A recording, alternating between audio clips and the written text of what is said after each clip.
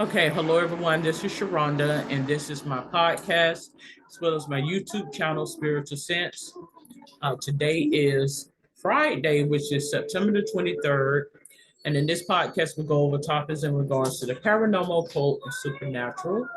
So I'm going to briefly dive into the podcast because I've already recorded a topic, and I'm going to briefly get into the podcast episode for today.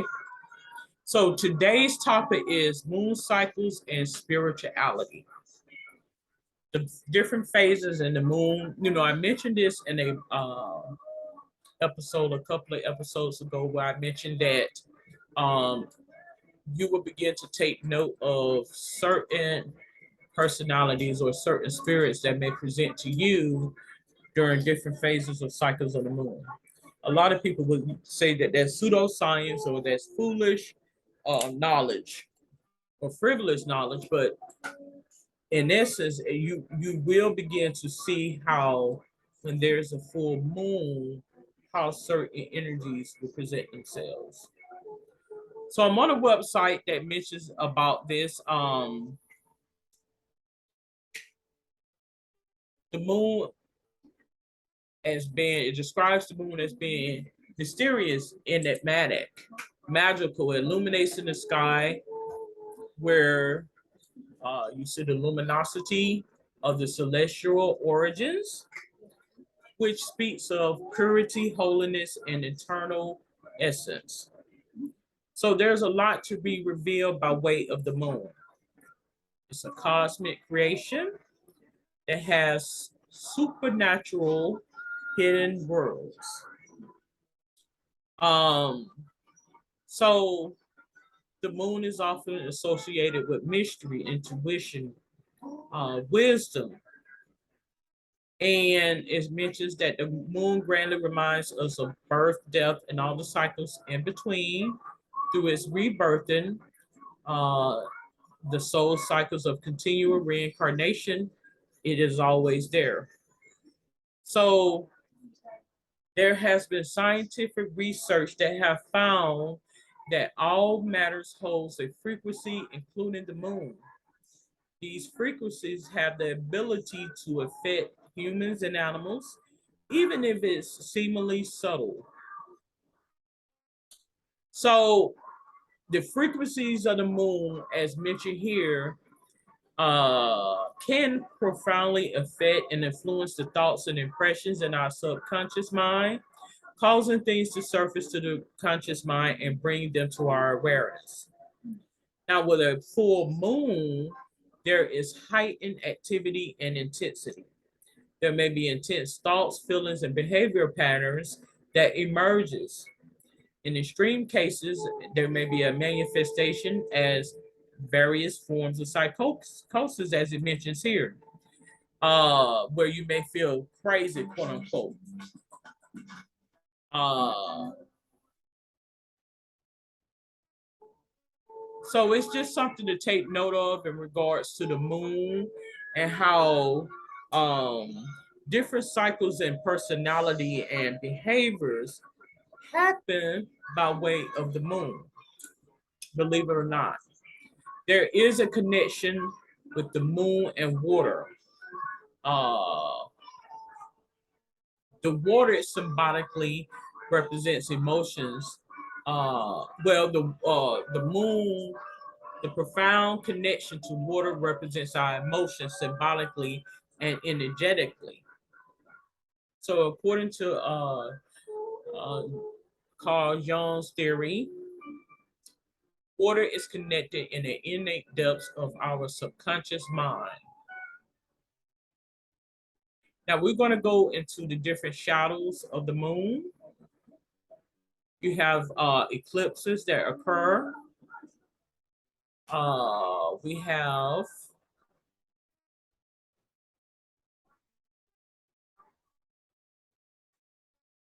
the different phases of the moon has its own special energy and magic. There is spiritual metaphor in each chapters of the cycle of the moon.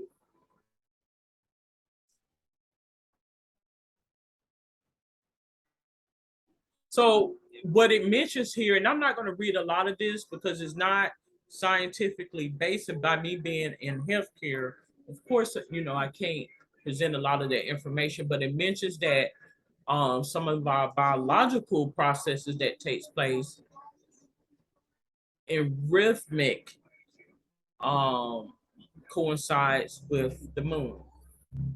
You have the new moon, which has no illumination. It's dark, not visible. As it is dark, it denotes the beginning with the primal instinct for birthing. The seed as a symbol is beneath the ground, so it represents the germination stage where you can initiate the emergence of something new by setting your intentions for what you wish to grow. The energy from the new moon up to the full moon gradually builds in strength and intensity. So the new moon is the ideal time to set clear intentions and goals, start new projects, and give rise to new ideas and ventures. This can be done in a magical way by simply writing down or letting the universe know your goals and desires. The energy for bringing about your desires is even more greatly expanded when you create a little ritual, ceremony, or personal meditation and state your desires with heartfelt positivity and surety. So we have the waxing crescent. After the moon waxes, meaning it gets bigger and builds up in strength and intensity. Waxing crescent moon is partly illuminated by less than one half and increasing. This phase and process signifies the sprouting growth of the seed. Things are moving forward at this stage, and there is the hope of more to come. It provides a burst of energy and forward moving strength and power that you can tap into. So our plans, dreams, and ideas are growing, and this is a great period to focus on anything which you would like to deepen and grow and commit to. The time between the new moon and full moon in general is ideal to enact on the new intentions that you set on the new moon. This is the perfect time to be positive, motivated, and take actions with faith. Take actions, steps with faith. It is also a auspicious time to start something new, sign contracts, or make big purchases. This energy of expansion supports new ideas and even the meanings of new people in your life. So we have the first quarter. The moon at this stage is one half. It is increasing in illumination. The seed is now presenting a root and plant structure on its way to growing and moving forward. This symbolized a period of strength, determination, concentration, decision making, or re-evaluation and commitment to action. During this time, remember to keep soldiering forward despite any fears, emotions, or doubts that might get in your way.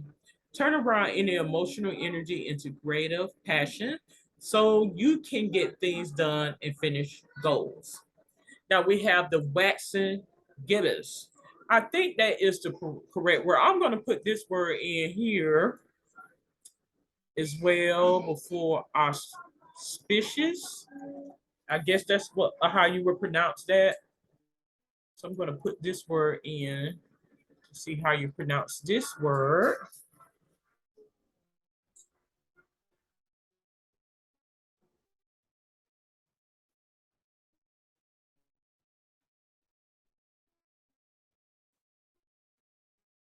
Auspicious. Auspicious. Now we're going to put in this other word as well to see how to pronounce this word. And I'm going to bookmark. This one I'm going to. Okay, so let's put this word here.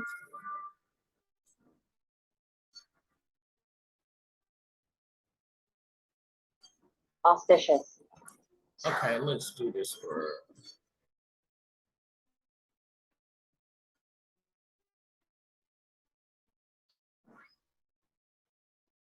gibbous, gibbous. So waxing gibbous moon. Now the moon is one half at waxing gibbous stage. It is not fully illuminated, although increasing in illumination. Therefore, it represents gaining and attaining. So this can be applied to what you wish to gain and develop, such as friends, wealth, skills, etc. Now the buds are preparing to bloom. This is a developmental stage where ideas and plans can be cultivated and fine-tuned before the next stage of manifestation. Now we get to the full moon. A full moon is full and round. It appears to be completely illuminated by direct sunlight, as the sun and moon are directly opposite each other. Now, I didn't know that. I did not know that a full moon is when the sun and the light are directly in front of each other. That's something to know. Being fully illuminated, it represents fertility, transformation, completeness, and abundance. The seed is in full bloom. This period is called waning because the once expanding energies will now be started to diminish or get smaller. This is why this is the perfect period to let go of anything that no longer serves your higher purpose, that you want to let go of, release, or end. This can be anything from certain relationships, jobs, thoughts, situations, emotions to declutter and weight loss. The moon will act in your favor and you will achieve good results.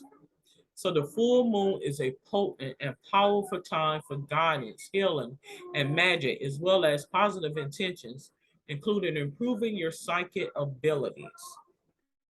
So for those who may be, such as myself, who is a mystic, intuitive, spiritualist, spirit advisor, whatever the case may be, the evening before the full moon is perfect for recharging your energy. You can sit aside outside and bathe in the light of the moon. Also place your crystals, oracle cards, meaningful jewelry, and so on out in the moon or in a windowsill at the time to cleanse and charge up with the moon's powerful cleansing energy. Watch out for downsides of the full moon energy, which includes tension, polarity, and intense thoughts and emotional behaviors. Turn that extreme energy into purging by directing your thoughts onto a paper or performing a releasing ceremony. So this moon, I mean, the moon has a lot to do with our emotions and things of the sort. Now we have the waning gibbous. During the waning gibbous period, the moon is more than one half, but not fully illuminated and decreasing. As the moon appears to be getting smaller, it is a good time to focus on getting rid of things such as bad habits, stresses, and negative thinking. This is also referred to as dissemination moon, bringing about energies for heightened communication, revelation, and completion. The last quarter, the moon is one half and decreasing in illumination. This is like a halfway point or kind of calm, contemplative time of introspection, reflection, and reevaluation for the future. The seed has now planted fully and all harvest has been reaped. There is a sense of thinking about what has been accomplished and the shedding of the old, including negative thoughts, before the new can come into place. This entails ridding of any kind of negative thoughts or energy for good so that you can focus positively on a higher universal perspective. Take full responsibility and allow the creativity and growth that will manifest in the next stage of goals and new intentions. We have the waning crescent. The waning crescent moon, which is also referred to as the balsamic moon, is partly illuminated, less than one half and decreasing. It kind of looks like the when you look at your finger nails at the bottom, kind of like a fingertip. The old cycle ends and the new one is near. This is a time to withdraw from the world, rest, and renew yourself. It is also a final releasing and purging stage. Think things over, contemplate, and complete anything remaining. Think of what you need to banish, such as relationships or projects that are no longer serving you, that you have lost interest in as you prepare for new seeds with the start of the new net cycle. So those are the different phases of the moon, as mentioned here. But I want to get a little bit, um, I want to get a little bit more in depth in terms of uh, the full moon in particular.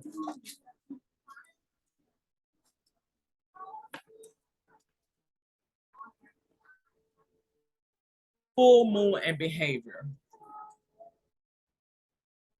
Now, again, I want people to know that this podcast, as well as this YouTube channel, is for entertainment purposes. So don't take this and just as face value and go with it. But if you begin to take note of certain things like this, there is a correlation with the sun as well as the moon and our behaviors, because we are all what? We are spiritually based. That means we all inhabit a spirit. And when we are out of sync in our homeostasis or balance, we would get sidetracked and thrown off, and it would begin to affect the mind, body, and spirit. So this is the purpose of this podcast episode for today. So I'm on the website and I'm going to read it verbatim in reference to how the full moon affect our physical and mental well-being.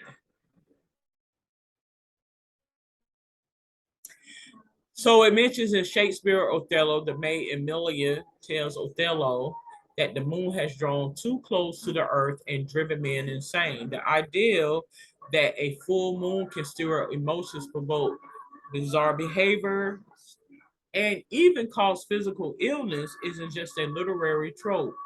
It's a strongly held belief even today. There was one study where nearly 81% of mental health professionals believe the full moon can make people ill. As powerful as this ancient belief appears to be, there is little science to back up the theory that a full moon causes a swift uptick in emergency room visits or mental health unit admissions. But we're going to just go over what information that has been perpetuated. So for centuries, physicians and philosophers blamed behavior changes on the pull of the moon. The word lunatic, after all, stemmed from the idea that changes in mental state were related to lunar cycles. The connection between the two is even supported in historic legal treatises. For instance, famed British jurist William Blackstone wrote that people gain and lost their ability to reason according to the moon's shifting phases. The lunar effect is based on the belief that health and behavior are altered during specific stages of the lunar cycle, with some claiming that it can affect everything from reproductive health to sleep quality and beyond. Sources of superstition: the idea that the moon impacts certain aspects of physical and mental health can be traced back to ancient Greece and Rome and is well documented in the writings of classical authors Aristotle and Lucilius. During the 1970s, psychiatrist Arnold Lieber theorized that the moon influenced bodies' biological ties and altered human behavior, leading to the increased rates of violence and homicide. While many of these theories have been since debunked, the possibility that humans could be affected by the moon cycle isn't entirely groundless. And let me give you an example, because this is a form of programming. So this is a way of not giving that power, because when you begin to perpetuate that analysis or that notion, then you would see how it would reign and present itself. So I feel as though it does occur, but we want to speak that power down. We want to speak it down. We want the reverse to happen. The ocean's tides rise and fall in time with the moon's phases, and several marine species, including reef coral, sea dwelling worms, and some fish, have reproductive cycles that are roughly timed to lunar cycles. Still, not many studies link the moon to human behavior and health conditions. Here's what the researchers can tell about the connections that do exist between people and the full moon. Full moon and your sleep. So when the moon is full and bright, it might affect the quality of your sleep. So it says there was a study in 2021 that found that people fell asleep later and slept less overall on the nights before the full moon. Other research suggests that full moon may be associated with less deep sleep and increased rapid eye movement latency. Sleep latency is the period between when you first fall asleep and when you enter the first stage of REM, rapid eye movement. So increased latency means it takes longer time to get to the REM sleep. Other causes of rapid eye movement sleep latency include sleep apnea, alcohol use, and some medications. The deeper sleep occurs just before REM sleep begins. So, in terms of gender, it says it may affect males and females differently. There was a 2015 study of 205 people that found that the full moon may affect sleep differently in males and females. Many females slept less and had less REM sleep when the full moon phase was near, whereas males have more REM sleep close to the full moon. In 2016, a group of researchers examined the sleep cycles of children in 12 countries. They found that children slept 1% less than the full during the full moon phase. However, they didn't find any association between this change in sleep and significant differences in behavior during that period. However, though many studies point to an association between sleep and lunar cycles, not all of them do. So it mentions in 2015, there was a study that involved 2,125 people that found no link between the full moon and changes in sleep patterns. Now, full moon, mood, and mental health. The human body has adapted to eons of exposure to daylight and darkness. This has led to a development of the circadian rhythms that affect many of your body's systems, not just your sleep wake cycle. The circadian rhythms affect your physical and mental health too. And the circadian rhythm is pretty much, the ionic electrolytes and the uh, charges, positive, negative charges within the body that causes the body to beat, the heart to beat, the contraction of the heart, and the vessels and the things of that sort. But the widespread use of electrical light means many of our circadian rhythms are adapting to new light and dark patterns. When circadian rhythms wobble, it can cause or increase symptoms of certain mental health disorders such as anxiety, bipolar disorder, depression, and schizophrenia. Does the full moon still have the power to disrupt your circadian rhythm? It brightens the sky by lowly zero point 0.1 to zero point 0.2 lux. That's LUX.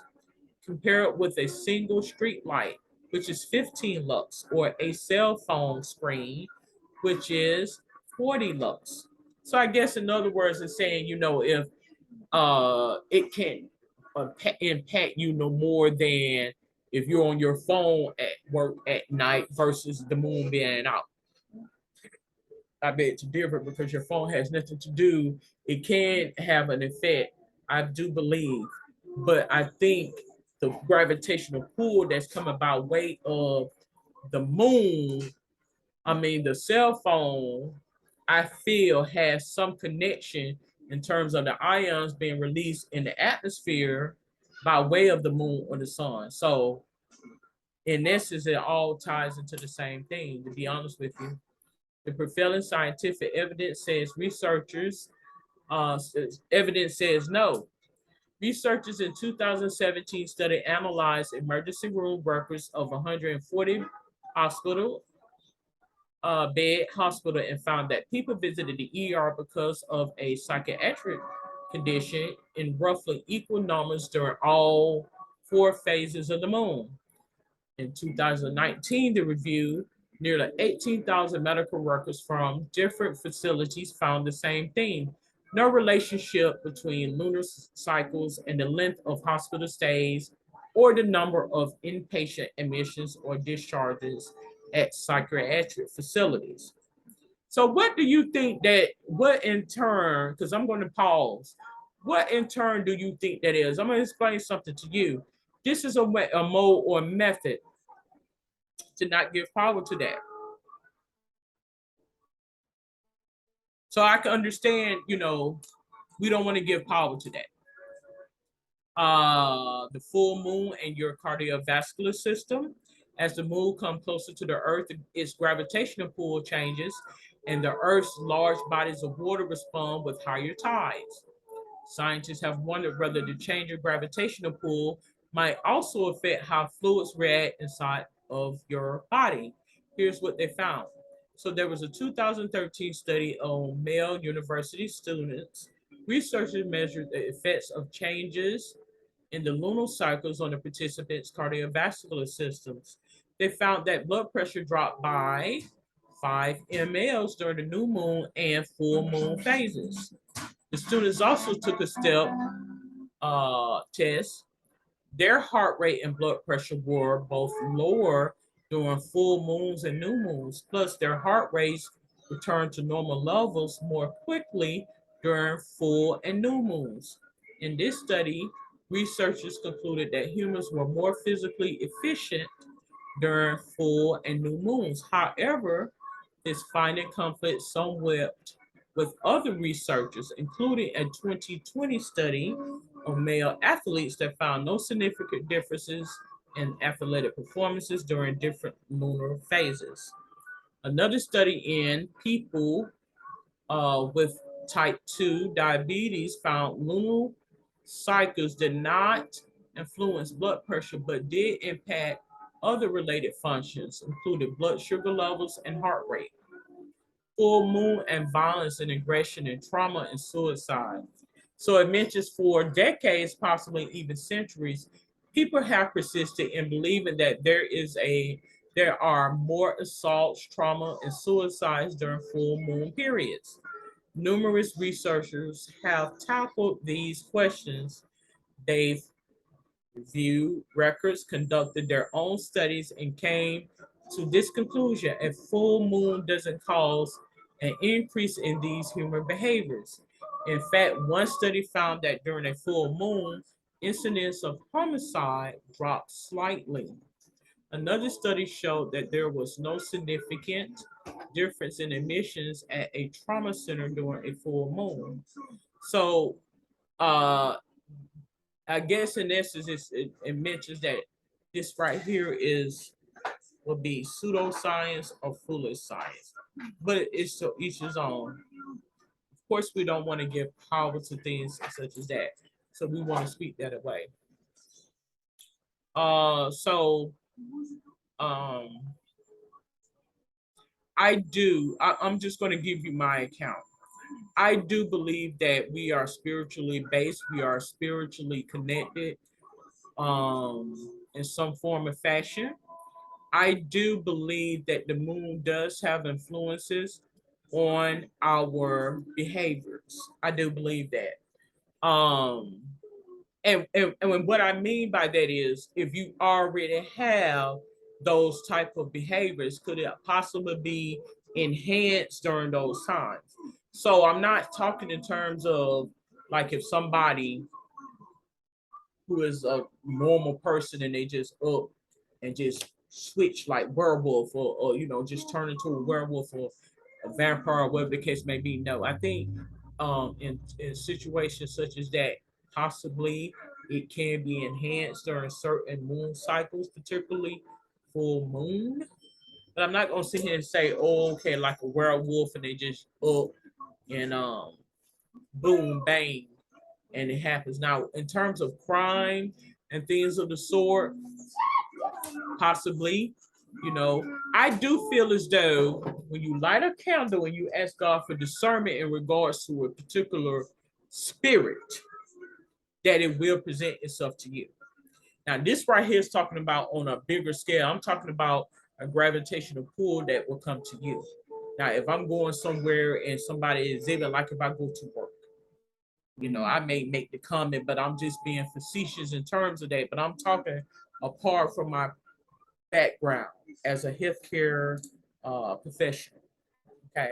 I'm talking about if I'm in my own domain and I'm in my own personal apart from work, and you know, you want to know what type of spirits presents to you, light your candle, say your prayer, burn of herbs, and it will present. Okay. Simple as that. Now, whether you believe in that or not, I mean, that's up to you what you choose to believe in. The podcast is optional. I'm not here to debate with anybody. I'm not here to get anybody to agree nor disagree, because oftentimes God will put within you uh, to give you that understanding. Okay. So I am going to conclude this episode on spiritual sense, speaking about the moon cycles and spirituality. If you have any questions, comments, or suggestions, you are more than welcome to comment below. Until then, you have a safe and wonderful day. Good day.